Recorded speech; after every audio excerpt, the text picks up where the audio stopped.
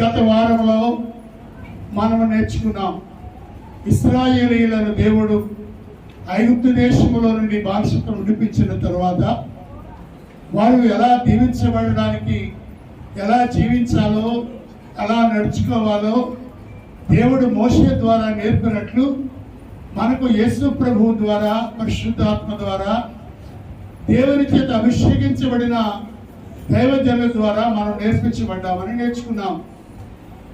ఒక యాత్రికునికి పటము ఎలా దారి చూపిస్తుందో, మనం పరలోక యాత్ర చేస్తున్న మనకు బైబిల్ ఒక పటముల, లేకపోతే ఇప్పుడు వచ్చిన దాని ఏ మ్యాప్ అంటే రూట్ మ్యాప్లా మనకు కనిపిస్తూ ఉంది.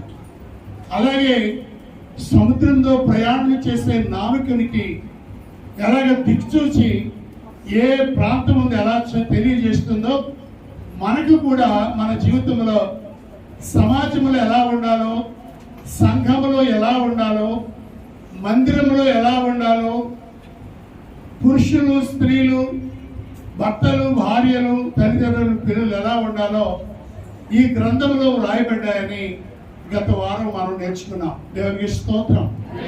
అయితే దేవుని యొక్క రక్తము చేత కొనబడిన సంఘం, తన స్వరక్తం ఇచ్చి సంపాదించిన సంఘమును కాయుటకు దేవుడు ఎవరిని కాపరులుగా, ఉపదేశకులుగా నియమించాడో వారిని ఎలా గౌరవించాలో గత వారం మనం నేర్చుకున్నాం. ఈ వారంలో మరికొన్ని విషయాలు నేర్చుకుందాం. దేవునికి స్తోత్రం. హల్లెలూయా. ఈరోజు పరిశుద్ధ గ్రంథమైన బైబిల్ నుండి తిమోతికి వ్రాసిన మొదటి పత్రిక 2వ అధ్యాయం, తిమోతికి వ్రాసిన మొదటి పత్రిక 2వ అధ్యాయము 8వ వచనాన్ని చూద్దాం. కావున ప్రతి స్థలమందును పురుషులు కోపమును సంశయమును లేని వారై పవిత్రమైన చేతులెత్తి ప్రార్థన చేయవలనని కోరుచున్నాను. అపోస్తలుడైన పౌలు తిమోతికి వ్రాస్తూ, తిమోతి, సంఘములో ఉన్న పురుషులు ఎలా ఉండాలో వారికి మీరు తెలియచేయాలి. ప్రియులారా, కుటుంబానికి యజమాని పురుషుడు. అలాగే దేవుడు మొట్టమొదటిగా పురుషుడైన ఆదామును సృజించాడు. కుటుంబమునకు యజమాని పురుషుడు. అందుకంటే స్త్రీలు పురుషుల మీద అధికారం చేయడానికి నేను ఒప్పుకోను అంటున్నాడు ఆయన. కాబట్టి పురుషులైన వారు ఎలా ఉండాలో పరిశుద్ధాత్మ దేవుడు ఇక్కడ రాయిస్తున్నాడు. ఏమని రాస్తున్నాడు? ప్రతి స్థలమందును పురుషులు కోపమును సంశయమును లేని వారై పవిత్రమైన చేతులెత్తి ప్రార్థన చేయవలెను. ప్రార్థన చేయవలెను. మరి ఈనాడు సంఘంలో ప్రార్థన చేయండి అని అంటే స్త్రీలే ప్రార్థన చేస్తారు. అది మందిరంలో కానీ, కూటాలలో కానీ, మరెక్కడైనా కూడా స్త్రీలే ప్రార్థన చేస్తారు. కానీ పురుషులు చాలా మంది, ఇంకా చెప్పాలంటే ప్రార్థన చేయని వారు చాలా ఎక్కువ మంది ఉన్నారు. ప్రార్థన చేయండి అంటే వారు సిగ్గుపడతారు. ప్రార్థన చేయండి అంటే కొంతమంది రాదంటారు. కొంతమంది ప్రార్థన చేయడానికి ఇష్టపడరు. అయితే ఇక్కడ పౌలు అంటున్నాడు, పురుషులు ఎక్కడ పెట్టింది? ప్రతి స్థలమందును పురుషుడు ప్రతి స్థలమందు కూడా ప్రార్థన చేయాలి. బైబిల్లో ఒక ఆయన ఉన్నాడు, ఆయన్ని దేవుడు ఏర్పరచుకున్నాడు, రాజుగా అభిషేకించాడు. ఆ రాజుగా అభిషేకించబడిన తర్వాత అతడు దేవునికి బలులు అర్పించి ఆ రాత్రి పండుకున్నప్పుడు దేవుడు ప్రత్యక్షమైన, ఆయన నీ బలులను నేను అంగీకరించాను, నీకేం కావాలో కోరుకు అన్నాడు. ఆయన అన్నాడు, నీవు నన్ను ఎన్నికలేని నన్ను రాజుగా ఏర్పరచావు.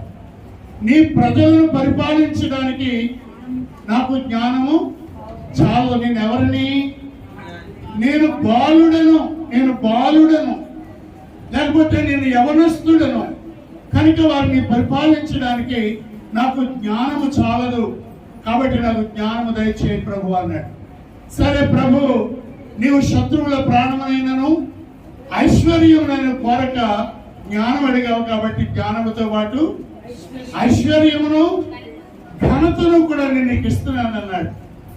అదైన తర్వాత ఆయన పేరు సొలొమోను రాజు మందిరాన్ని నిర్మించి ఆయన ఆ మందిరం నిర్మాణమైన తర్వాత ఆయన ఒక స్థలంలో ప్రార్థన చేస్తున్నాడు. చూడండి, దినవృత్తాంతములు 2వ గ్రంథము 6వ అధ్యాయము 12వ వచనాన్ని చూడండి.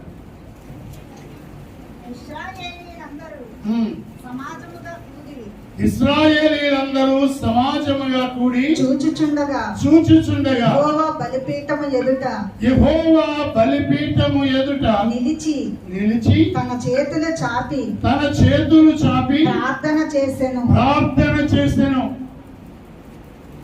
13వ వచనం, తాను చేయించిన, వినండి, 6వ అధ్యాయము 13వ వచనం, తాను చేయించిన 5 మూరల పొడవును 5 మూరల వెడల్పును 3 మూరల ఎత్తుగల ఇత్తడి చప్పరమును ముంగిట ఆవరణమందుంచి దాని మీద నిలిచి ఉండి సమాజముగా కూడి ఉన్న ఇశ్రాయేలీయులందరి ఎదుటను మోకాళ్ళుని చేతులు ఆకాశము వైపు చాపి సొలొమోను ఏం చేస్తాడు? ప్రార్థన చేస్తాడు. ఎవరండి ఈయన? ఒక రాజు, ఒక దేశాన్ని పరిపాలించే రాజు. సమాజం అంతా ఉంటుండగా, ఇశ్రాయేలీయులు అంతా ఉంటుండగా 5 మూరల వెడల్పు 5 మూరల ఎత్తు 3 మూరల ఎత్తు కలిగిన ఒక బలిపీఠం లెక్క ఒక సచౌకముగా ఉన్న ఒక దాని మీద నిలవబడి ఆకాశం వైపు కనులెత్తి ఇంకా అక్కడ ఎలా ఎదురండి ఆయన మోకాళ్ళుని ప్రార్థన చేశాడు. ఎవరైనా రాజు అందరి ఎదుట మోకాళ్ళు ఊరడం అంటే ఆయన చిన్నతనం, కానీ అతడు దేవుని సన్నిధిలో ఉన్నాడు కనుక అతడు మోకాళ్ళుని ప్రార్థన చేస్తా ఉన్నాడు. ఎక్కడది? ఇంటిలో కాదు, దేవాలయంలో కాదు, ఇశ్రాయేలీయులందరి ఎదుట ఆయన మోకాళ్ళుని ప్రార్థన చేస్తున్నాడు. దేవునికి స్తోత్రం. ఇంకా అపోస్తలుల కార్యములో ఒక మాట కూడా చదువుతున్నాం. అపోస్తలుల కార్యములు 21వ అధ్యాయం 5వ వచనం, ఆ దినములు గడిపిన తరువాత ప్రయాణం అయిపోవచ్చుండగా భార్యలతోనూ పిల్లలతోనూ సాగనంపవచ్చుని. వారును మేమును సముద్ర తీరమున మోకాళ్ళుని ప్రార్థన చేసి ఒకరి యొద్ద ఒకరు సెలవు పుచ్చుకోవడమే. అమ్మ, ఇక్కడ ఎవరైనా పౌలు గారు ఎక్కడ ప్రార్థన చేస్తున్నారు? సముద్ర తీరం. ఎప్పుడైనా మీరు సముద్రం దగ్గరికి వెళ్తే మనకు కాళ్ళకి ఇసుక తగలడమే కాదు, ఇసుకంతా పోయినా మన కాళ్ళకు భయంకరమైన నలుపుతో ఉన్న చిన్న రస్ట్ లాంటిది కరెక్ట్ అవుతా ఉంటుంది. కానీ పౌలు గారు ఎక్కడ మోకాళ్ళు ఉన్నాడు? సముద్ర తీరం. పౌలు గారు ఎక్కడ?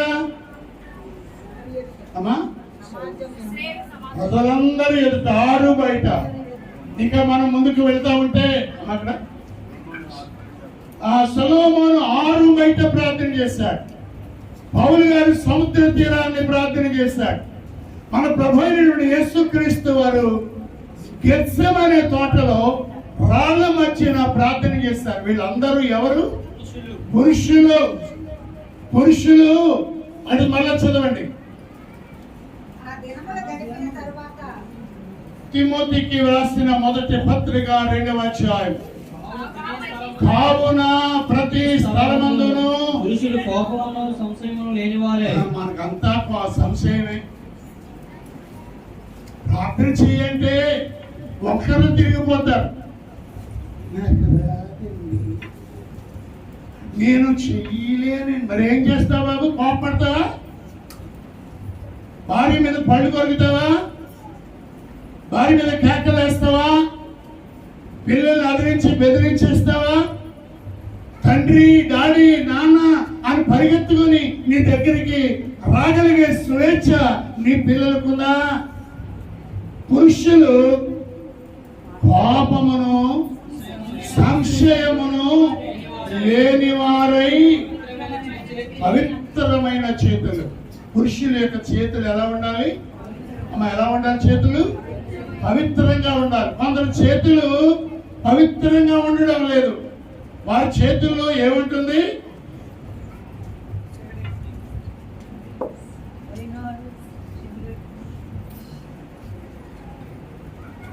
కొందరు చేతులు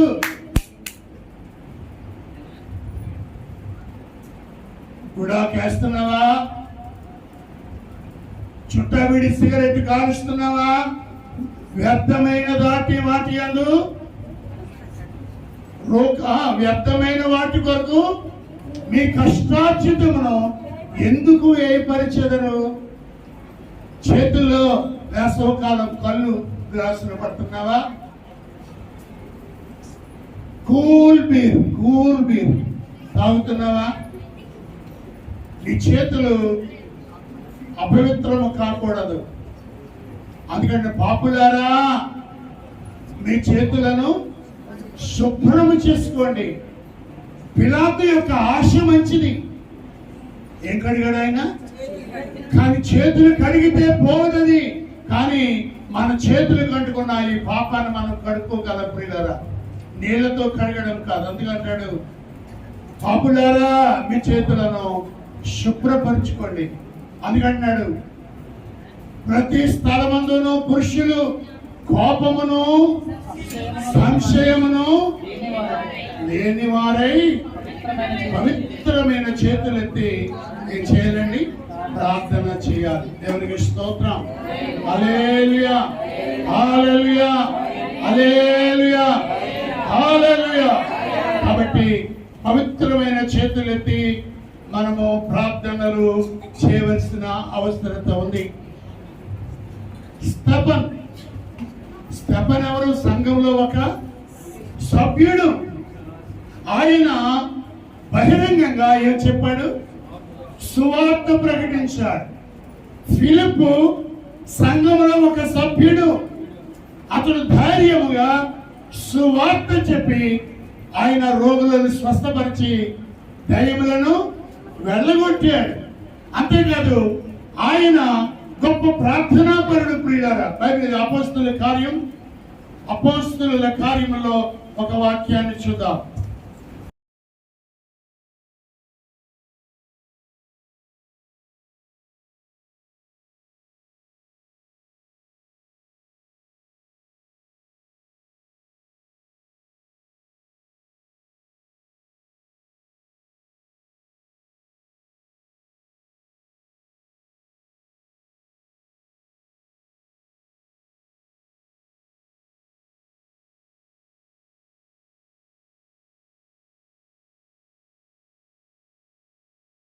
ఆరో అధ్యాయం 3వ వచనం. కాబట్టి సహోదరులారా, ఆత్మతోను జ్ఞానముతోను నిండుకొనిన మంచి పేరు పొందిన 7 మనుషులను మీలో ఏర్పరచుకుని మేము వారికి ఈ పనికి నియమించమని చెప్పి వారు కొందరిని ఏర్పరచుకున్నారు. ఈ మాటలు జనసమూహం అంతటికి ఇష్టమైనందున వారు విశ్వాసముతోను పరిశుద్ధాత్మతోను నిండుకొనిన వాడైన స్తెఫను, ఫిలిప్పు, ప్రొకలోరు, నికానోరు, తీమోను, పర్మినాసు, యూదుల కవిత పరిశుద్ధ త్యోకేవాడగు నికోలాసు అని వారిని వీరందరూ దేనితో నింపబడిన వారు? విశ్వాసముతోను పరిశుద్ధాత్మతోను నిండుకొనిన వారు. దేవునికి స్తోత్రం. వీరు సంఘములో పురుషులు ప్రియులారా, విశ్వాసముతో నిండుకున్నారు. దినాల్లో సంఘాల్లో ఎవరికయ్యా కుటుంబంలో విశ్వాసం ఎక్కువ అంటే ఎవరికమ్మా? స్త్రీలుగా పురుషులు కాదు, పురుషులు కాదు. నీకు విశ్వాసం ఎక్కువ. ఎవరికి ఎక్కువ విశ్వాసం? స్త్రీలకే విశ్వాసం. ఎందుకంటే అలా బెంగెట్టుకుంటారు, ఎందుకంటే అలాగే ఆలోచిస్తూ ఉంటారు, ప్రార్థన చేద్దాం అని ఎక్కువ మంది స్త్రీలే తమ భర్తలను గాయపరుస్తున్నారు. కానీ ఇక్కడ రాయబడింది, దేవుని సంఘములో ఉన్న పురుషులు విశ్వాసముతోనూ పరిశుద్ధాత్మతోనూ నిండుకొనిన వారిగా ఉండాలి. రెండవదిగా వారు ఏముండకూడదు వారికి? కోపం ఉండకూడదు. రెండవది ఏముండకూడదు? సంశయం. ఎవరేమనుకుంటారో, మనం ప్రార్థన చేస్తే, ప్రభు గురించి మాట్లాడితే ఎవరేమనుకుంటారో అనే సంశయము మనలో ఉండకూడదు ప్రియులారా. నేను యేసు ప్రభుని నమ్మినా, హాస్పిటల్ ట్రైనింగ్ అయినా కొన్నిసార్లు నాలో సంశయం ఉండేది. ఎప్పుడైతే 1971వ సంవత్సరంలో నేను బాప్తిసం పొందాను, 71లో ట్రైనింగ్ అయ్యాను. కానీ 71 డిసెంబర్ 19వ తేదీన పరిశుద్ధాత్మ చేత నింపబడినప్పుడు దేవుడు నాకు ధైర్యమునిచ్చాడు. ఆనాటి నుండి సమాజంలో కానీ సంఘంలో కానీ పాట పాడుతూ దేవుని గురించి సాక్ష్యం ఇస్తుండేవాడు. కాబట్టి ప్రియమైన వారులారా, పురుషులారా, మీరందరూ కూడా కోపమును సంశయమును లేని వారై ప్రతి స్థలమందు ఏం చేయాలి? రాత్రి. ఒకవేళ మీరు ఎవరికైనా ప్రార్థన లేని స్థితి ఉంటే ఈరోజు తీర్మానం చేసుకోండి. నేను ప్రార్థన చేయమని ప్రభువు చెప్పారు కనుక నేను ప్రార్థన చేస్తానని. ఒక ఆయన అన్నాడు, ప్రార్థన చేయడం నువ్వు రాకపోతే నువ్వు ప్రార్థన ప్రారంభిస్తే ప్రార్థన ప్రభువే నీకు నేర్పుతాడు. అందుకే మనం చెప్తాం, ప్రార్థన విని భావనుడా ప్రార్థన మాకు నేర్పుమయ్యా. ప్రార్థన నేర్పిస్తాడు. ఇది పుస్తకం మీద రాసుకునేది కాదు. నీవు దేవుని సన్నిధిలో మోకరిస్తే చాలు, ప్రార్థన ప్రభు నీకు నేర్పిస్తాడు. దేవునికి స్తోత్రం. ఇంకా కొంచెం ముందుగా వెళ్దాం. కొరింథీయులకు రాసిన మొదటి పత్రిక 11వ అధ్యాయం 16వ వచనం. ఎవడైనను కలహప్రియుడుగా కనబడిన ఎడల మాలోనైనను దేవుని సంఘములోనైనను ఇంటి ఆచారం లేదని. కనుక మగవాళ్ళు ఎలా ఉండకూడదు? కలహ ప్రియుడు అంటే ఎవరు? అతిథి ప్రియుడు. ఒకడు అతిథి ప్రియుడు. మనము కలహ ప్రియులుగా ఉండకూడదు, కానీ అతిథి ప్రియులుగా ఉండాలి. కలహం అనేది అది మనకి మంచిది కాదు. దేవుని పిల్లలు కలహ పడకూడదు. ఒకసారి విశ్వాసులకు తండ్రి అయిన అబ్రహాం ఉన్నాడు. అబ్రహాముకి పనివారు ఉన్నారు, అబ్రహాముతో పాటు వచ్చిన లోతుకి పనివారు ఉన్నారు. ఈ లోతు పనివారికి అబ్రహాం పనివారికి కలహాలు వచ్చాయట. అది ఎక్కడికి వచ్చింది? అబ్రహాం గారి దగ్గరికి వచ్చింది. అప్పుడు అబ్రహాం అంటాడు, మనము సహోదరులం, కాబట్టి మనం ఏం చేయకూడదు? కలహపడకూడదు. మనం ఎవరు అమ్మా? కాబట్టి దేవుని పిల్లలైన వారు ఎవరు కూడా కలహాన్ని ఇష్టపడేవారుగా ఉండకూడదు. అది మరి ఇంటి ఇరుగు పొరుగు వారి దగ్గర కానీ, ఉద్యోగంలో కానీ, లేకపోతే మనం ఎక్కడ ఉన్నప్పటికీ కూడా దేవుని పిల్లలుగా మనము కలహప్రియులుగా ఉండకూడదు. యోసేపు కలహం పెట్టుకోవాలంటే పెట్టుకోవచ్చు, కానీ అతడు కలహప్రియుడిగా లేడు. కాబట్టి మనము కూడా కలహప్రియులుగా కాకుండా క్షమించే మనసు, అపకారమును మనసులో ఉంచుకొనకుండా క్షమించే మనసు మనకి కలిగి ఉండాలి. సో అందుకంటాడు, పురుషులైన వారు కలహప్రియులుగా ఉండకూడదు. దేవునికి స్తోత్రం. సరే, ఇంకా కొంచెం ముందుకు వెళ్దాం. మరి పురుషుల గురించి నేర్చుకున్నాం. ఇంకెవరున్నారు సంఘంలో? స్త్రీలు. స్త్రీలు కూడా నేర్చుకోవాలంటే చాలా విషయాలు. దయచేసి ఈ వాక్యం చదువుదాం. తిమోతికి రాసిన మొదటి పత్రిక 2వ అధ్యాయం 9వ వచనాన్ని, 2వ అధ్యాయము 9వ వచనం చూడండి. అందరూ తీయండి. స్త్రీలైన వారు, స్త్రీలు అందరూ తీయాలి, పురుషులు కూడా తీయాలి.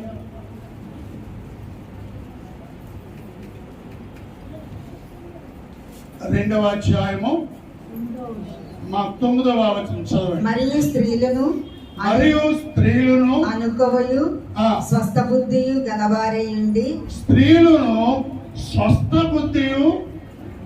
బుద్ధి గలవారేయుండి తగు మాత్రపు వస్త్రముల చేతనే గాని జడలతోనైనను బంగారముతోనైనను ముత్యములతోనైనను మిగులు వెలగల వస్త్రములతోనైనను అలంకరించుకొనక దైవభక్తి గలవారమని చెప్పుకొను స్త్రీలకు తగినట్టుగా సత్క్రియల చేత తమ్మును తాము అలంకరించుకొనవలెను. ఇక్కడ బైబిల్లో మనం చదువుతున్నాం, స్త్రీలు ఎలా ఉండాలంటే అలంకరించుకోవాలి, తమ్మును తాము అలంకరించుకోవాలి. ఈనాడు చాలా మంది తగిన శ్రద్ధను తీసుకోవడం లేదు. వారు అలంకరించుకోవాలట. దేనితో అన్నాడైనా మరొకసారి చదవండి. మరి స్త్రీలను ఆ. అనుకోవయు స్వస్థ బుద్ధియు గలవారై ఉండి తగు మాత్రపు వస్త్రముల చేతనే గాని జడలతోనైనను ఆ. బంగారముతోనైనను ముత్యములతోనైనను మిగులు వెలగల వస్త్రములతోనైనను అలంకరించుకొనక దైవభక్తి గలవారమని దైవభక్తి చెప్పుకొని స్త్రీలకు తగినట్లుగా సక్రియల చేత తమను తామే అలంకరించుకోవాలి. దేనితో సక్రియలతో. దేవునికి స్తోత్రం. హల్లెలూయా, హల్లెలూయా. సక్రియలతో స్త్రీలైన వారు అలంకరించుకోవాలి. దానము చేస్తూ, ధర్మము చేస్తూ, మంచి పనులు చేస్తూ, అదే నీకు ఒక అలంకారంగా ఉండాలి. మిగుల విలువ గల వస్త్రములతోనైనను బంగారముతోనైనను ముత్యములతోనైనను మిగుల వెలగల వస్త్రములతోనైనను అలంకరించుకొనక దైవభక్తి గలవారమని స్త్రీలకు తెలుసు చేతగినట్టుగా అలంకరించుకో. అంటే నీ అలంకరణ దేనిని చూపించాలి? దైవభక్తి కలిగిన వారు అన్నట్టు చూపించాలి.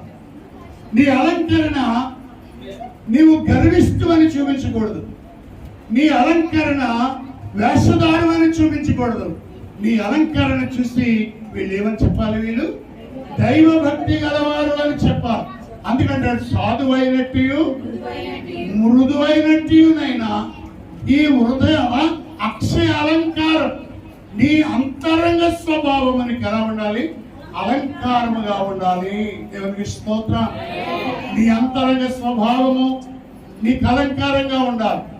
సక్రియల చేత నీవు అలంకరించబడాలి. మరొక మాట కూడా చూద్దాం. పేతురు రాసినటువంటి మొదటి పత్రిక 3వ అధ్యాయము 4వ వచనం చూద్దాం. సాధువైనట్టు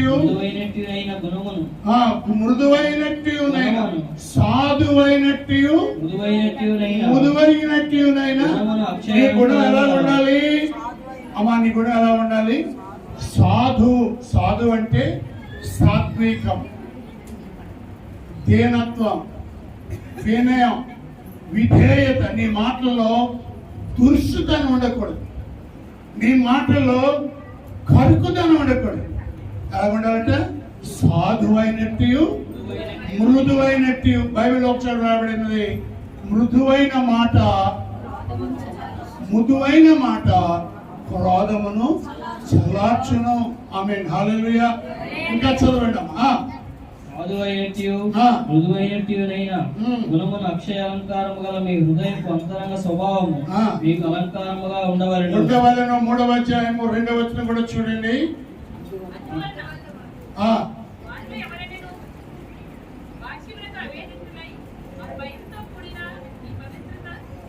మీ పవిత్రమైన ప్రవర్తన క్రైస్తవులారా, హల్లెలూయా. మీ ప్రవర్తన ఎలా ఉండాలి? స్త్రీలారా, మీ ప్రవర్తన పవిత్రమైనదిగా ఉండాలి. మృదువైనట్టు, సాధువైనట్టు, అక్షయమైన అంతరంగ స్వభావం మీకు అలంకారంగా ఉండాలి. ఇది ప్రభు దృష్టికి చాలా. చూడండి మరొక మాట, 5వ వచనం కూడా చూడండి. అటువలే పూర్వము దేవుని ఆశ్రయించిన పరిశుద్ధ స్త్రీలను తమ స్వపురుషులకు లోబడి ఉండుట చేత తమ్మును తాము అలంకరించుకొనిరి. ఆ ప్రకారము శారా అబ్రహామును యజమానులను పిలుచుచు అతనికి లోబడి ఉండెను. మీరును యోగ్యముగా నడుచుకొనొచ్చు ఏ భయమునకు బెదరకి ఉన్న ఎడల ఆమెకు పిల్లలగుదురు. అటువలనే పురుషులారా, అటువలే పూర్వము దేవుని ఆశ్రయించిన పరిశుద్ధ స్త్రీలను తమ స్వపురుషులకు లోబడి ఉండుట చేత తమ్మును తాము అలంకరించుకొనిరి. అందులో ప్రభు దృష్టికి చాలా విలువైనదని ఉంటుంది. చూడండి ఆ 4వ వచనం. సాధువైనట్టు మృదువైనట్టు నేను గుణమున అక్షయాలంకారము మీ హృదయపు అంతరంగ స్వభావం మీకు అలంకారముగా ఉండవలను. అది దేవుని దృష్టికి నీవు కట్టుకున్న విలువైన వస్త్రముల కంటే, నీవు ధరించిన విలువైన బంగారం ముత్యముల కంటే నీ అంతరంగ స్వభావము నీకు అలంకారంగా ఉంటే అది దేవుని దృష్టికి ఎంతో విలువైనది. ఆమేన్. హల్లెలూయా, హల్లెలూయా. కాబట్టి స్త్రీలు ఎలా ఉండాలి అని అంటే దైవ భక్తి గలవారమని చెప్పుకొనకు తగినట్లుగా సత్క్రియల చేతను, అలాగే సాధువైనట్టు మృదువైనట్టునైనా అంతరంగ స్వభావం చేత అలంకరించబడి ఉండాలి. అంతేకాకుండా స్త్రీలైన ప్రతి వారు కూడా పురుషులకు లేక తమ భర్తలకు లోబడి ఉండాలి. దేవునికి స్తోత్రం. హల్లెలూయా, హల్లెలూయా. అంత మాత్రమే కాకుండా స్త్రీలు ఈ రీతిగా ఉండాలని దేవుని యొక్క వాక్యంలో మరొకటి ఉంది. కొరింథీయులకు రాసిన మొదటి పత్రిక 11వ అధ్యాయం 13వ వచనం. మీలో మీరే యోచించుకొనిడి, స్త్రీ ముసుగు లేనిదై దేవుని ప్రార్థించుట తగునా? స్త్రీలు ముసుగు లేనిదై ప్రార్థించుట తగునా? అంటే దేవుని సన్నిధిలో మనం మోకరించినప్పుడు తప్పనిసరిగా స్త్రీలందరూ ఏం చేయాలమ్మా? ముసుగు వేసుకోవాలి. ఉపదేశించినప్పుడు గాని, పాట పాడినప్పుడు గాని, ప్రార్థన చేసినప్పుడు గాని ప్రతి స్త్రీ కూడా తన తల మీద వేసుకోవాలి, ముసుగు వేసుకోవాలి. 5వ వచనం చూడండి. ఏ స్త్రీ తల మీద ముసుగు వేసుకొనక ప్రార్థన చేయునో, ఏ స్త్రీ తన తల మీద ముసుగు వేసుకొనక ప్రార్థన చేయును, లేక ప్రవచించునో, లేక ప్రవచించడం అంటే ఏంటి? ప్రవచనాలు చెప్పడం అంటే ఉపదేశం చేయడం. ఈ దినాల్లో మీరు చాలా మంది టీవీలో చూస్తూ ఉన్నారు. అనేక మంది టీవీలో వాక్యం చెప్పే స్త్రీలు ఏం చేయడం లేదు, ముసుగేసుకోవడం లేదు. ఎవరినైనా మందిరంలో ముసుగేసుకోండి అంటే అంత ప్రసంగం చేస్తున్నా ఆమె ముసుగు వేసుకోలేదు, మమ్మల్ని ముసుగు వేసుకోమన్నారు ఏంటండి అని చాలా మంది తప్పుడుగా మాట్లాడుతున్నారు. పిల్లలు బైబిల్ చెప్తుంది ప్రతి స్త్రీ కూడా తన తల మీద ఏం చేయాలి? ముసుగు వేసుకోవాలి. ముసుగు వేసుకోకుండా ప్రార్థన చేసిన, ప్రవచించిన ఆ స్త్రీ తన తలను అవమానపరుస్తుంది. కాబట్టి దేవుని సన్నిధిలో కూర్చున్న ప్రతిసారి, ప్రార్థించిన ప్రతిసారి ముసుగు వేసుకోవాలి. బైబిల్లో స్త్రీలు సంఘములో ఎలా ఉండాలి? ఎలా ఉండాలమ్మా? మౌనముగా ఉండాలి. అంటే దాని అర్థం పాటలు పాడొద్దని, ప్రార్థన చేయొద్దని, బైబిల్ చదవద్దని కాదు. కానీ కొన్ని సందర్భాల్లో ప్రియులారా అపోస్తలుడైన పౌలు ఇలాగ వాక్యం చెప్తూ ఉంటే కొన్ని సందర్భాల్లో ఈ దైవ సంబంధమైన మాటలు వారికి అర్థం కాక తన ప్రక్కనున్న వారిని అడుగుతూ ఉండేవారట. తన ప్రక్కనున్న వారిని అడుగుతూ ఉండేవారట. అప్పుడు ఆయన చెప్పాడు, మీరు సంఘంలో ఎలా ఉండాలి? మౌనముగా ఉండాలి. మీకేమైనా సంశయం వస్తే, మీకేమైనా అనుమానం వస్తే మీరు ఇంటికి వెళ్ళి మీ భర్తలను అడగాలి. అంటే ఇప్పుడు భర్తలు ఏం చేయాలి? తన భార్యలకు చెప్పగలిగినంత జ్ఞానాన్ని, దైవ సంబంధమైన జ్ఞానాన్ని వారు ఆర్జించవలసిన అవసరత ఉంది. దేవునికి స్తోత్రం. హల్లెలూయా. ఇలాగ చెప్పుకుంటూ మరి చాలా విషయాలు ఉంటూ ఉన్నాయి. కాబట్టి పురుషులు ఎలా ఉండాలంటే వారు ప్రతి స్థలం మనం ఏం చేయాలి? ప్రార్థన చేయాలి. వారు పాప పడకుండా, అనుమానం లేకుండా, సంశయం లేకుండా ఉండాలి. అంత మాత్రమే కాకుండా వారు కలహప్రియులుగా ఉండకూడదు. కయ్యానికి కాలు దువ్వే వారిగా ఉండకూడదు. ఉద్రేకపడిన వారిగా ఉండకూడదు. మరి ఎక్కడ కలహాలు వస్తాయంటే ఎక్కడైతే ఎవరికైతే కోపం ఎక్కువగా ఉంటుందో అక్కడే కలహాలు ఎక్కువ. ఎందుకంటే కోపము మానము, ఆగ్రహం విడిచిపెట్టము, వ్యసన పడకము, అది కీడుకే. రాయి బరువు, ఇసుక భారము, మూడిని కోపము, ఈ రెండింటికంటే బరువు. సుబుద్ధి గలవాడు తన కోపమును అణిచుకుంటాడు. తన కోపం వస్తుంది. కొన్నిసార్లు అవతరుడు మన కోపాన్ని కలిగించేటట్టుగా నీ భార్యే కొన్నిసార్లు మిమ్మల్ని రెచ్చగొడతారు. వద్దంటే, కాదంటే, చేయొద్దంటే కొన్ని సందర్భాల్లో వాళ్ళే జ్ఞానులు అనుకొని ప్రవర్తిస్తారు. అటువంటిప్పుడు భర్తలైన వారు లేక పురుషులైన వారు చాలా జాగ్రత్తగా కోపమును అణుచుకోవాలి. కోపము కొన్ని సందర్భాల్లో పాపమునకు హేతు అవుతారు. మోషే మంచివాడే, దాని కోపాన్ని బట్టి అతడు కనాను దేశాన్ని చూడలేకపోయాడు. అలాగే నేను అంటాను ప్రియులారా, కోపం పడటం వలన గొప్ప ఆశీర్వాదాన్ని పోగొట్టుకునే స్థితిలో ఉన్నాడు నయమాను. ఎన్నో వందల మైళ్ళ దూరం ప్రయాణం చేసి స్వస్థత కొరకు వెళ్ళాడు.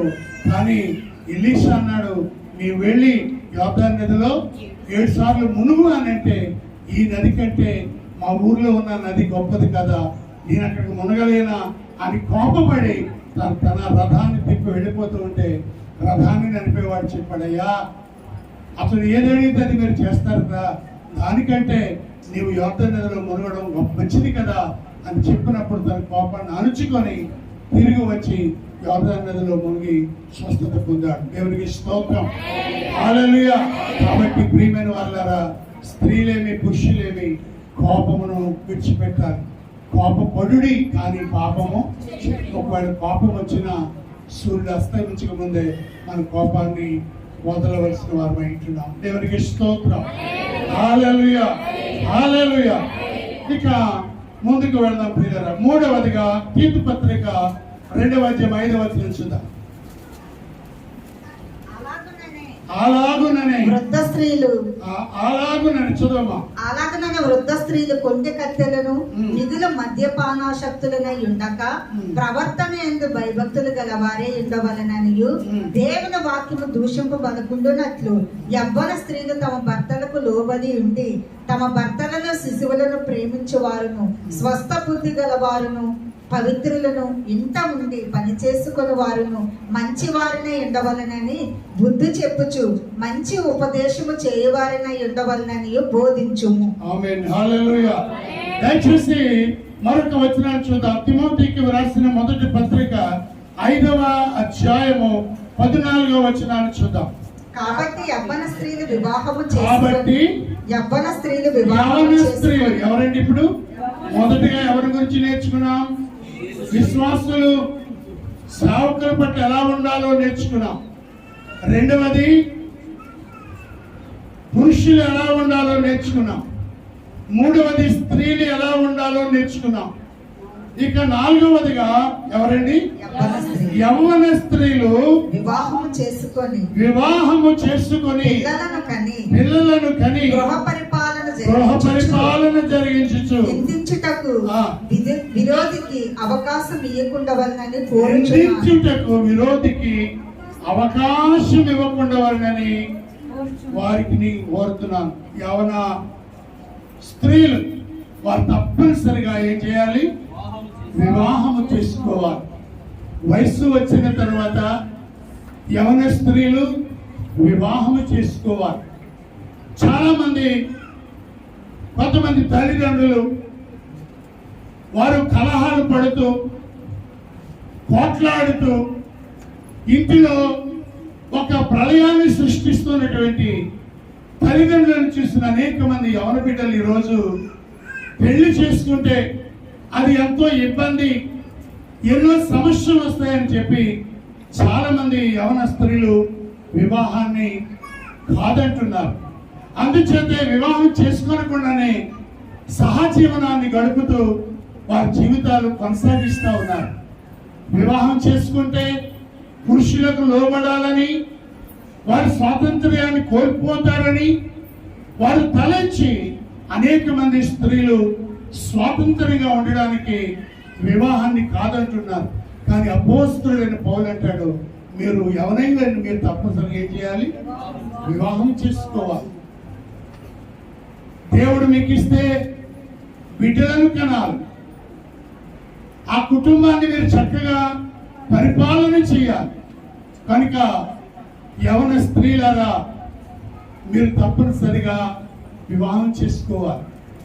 ఎందుకంటే వివాహం చేసుకోకుండా ఉంటే మీకు కొన్ని శోధనలు, కొన్ని సమస్యలు కలగవచ్చు. దాని నుండి విడుదల పొందడానికి తప్పనిసరిగా వివాహం చేసుకోవాలి. 2వ అధ్యాయము తీతు పత్రిక 2వ అధ్యాయం 5వ వచనం చూడండి. అలాగునే వృద్ధ స్త్రీలు అలా చదువమ్మా.